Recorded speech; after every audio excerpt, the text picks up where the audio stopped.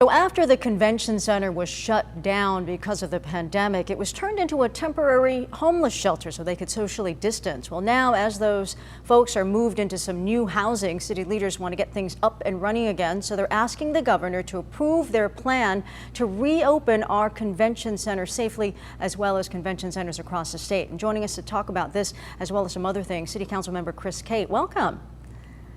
Thank you so much for having me.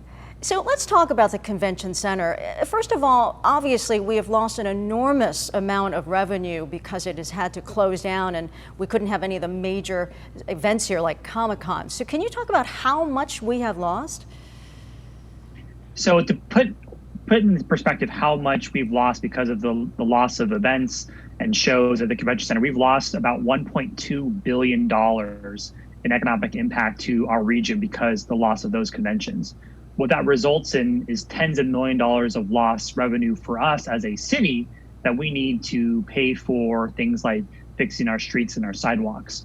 And that's money that is very much needed, especially during this time when we're seeing declines in our revenues because of the lack of people going out and shopping and things of that sort. So we're hopeful that we can be in a position to hit the ground running if and when we get to a point where the convention center can begin hosting shows again.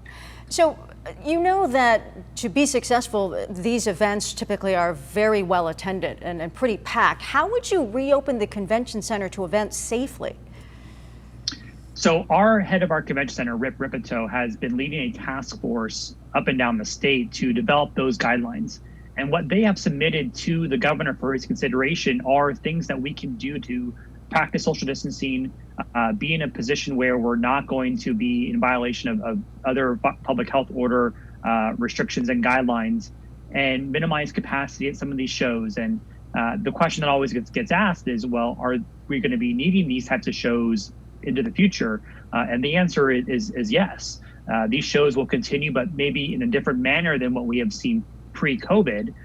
But I think what has been submitted to the state and the governor for his sign off is something that would be in a position for attendees to be able to be safe when they are eventually allowed to go back into the convention center. Now, if you have to do it at reduced capacity, will it still be worth it in terms of revenue? Absolutely. Right now, that center is sitting idly by. Granted, as a shelter now, which is fantastic. But if we are going to be in a position to maximize what we want to accomplish here in San Diego, having tourism be a huge portion of our industry and of our economy here locally, we need to be able to open that convention center again, whether it's at minimal capacity or a little bit above that. Anything right now is better than losing revenue. We have employees at the convention center who aren't working. We're losing money. And we need to be in a position that we're going to see all of the other economic impact that happens when we have these group conventions here, whether it's restaurants, hotels, other shops. All these folks have a huge role to play in our grander tourism economy here in San Diego. Now, I know you sent that request months ago, but now we're in the unenviable position where we may move into a tighter restriction tier where a lot of things would have to close their indoor operations. It seems like unfortunate timing. Do you still expect the governor to approve this, given that?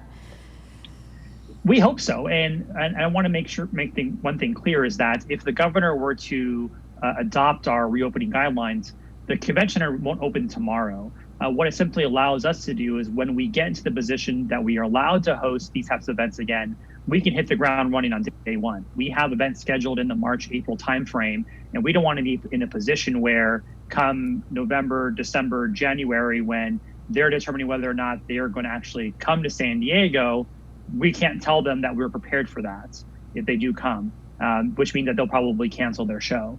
And that's what we want to be prepared for, the position that we're going to be in to reopen the center, because we are losing out business to other cities across the country who have opened up and are hosting events. And as you know, county leaders are considering possible legal action so that they don't necessarily have to follow the state's guidelines. Do you support that?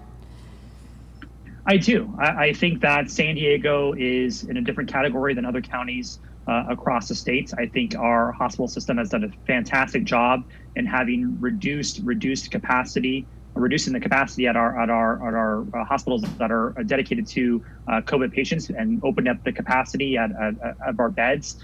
We're not seeing what we had thought we'd anticipated when we first started this. When it comes to that, I think we've done a good job in minimizing our case rates here in San Diego. So I think it's an enviable position for us as San Diegans to laud ourselves for doing a good job, I think, in trying to address the concerns of having this spike in hospital bed usage of COVID patients. And we need to be in a position where we're not putting our business owners, our employees, our parents on this merry-go-round of actions that they have to abide by. And everyone is just so confused and frustrated to this point that I think we want to handle our own destiny here in San Diego. Councilman Chris Cate, thank you so much. We appreciate you taking the time to talk to us. Thank you for having me.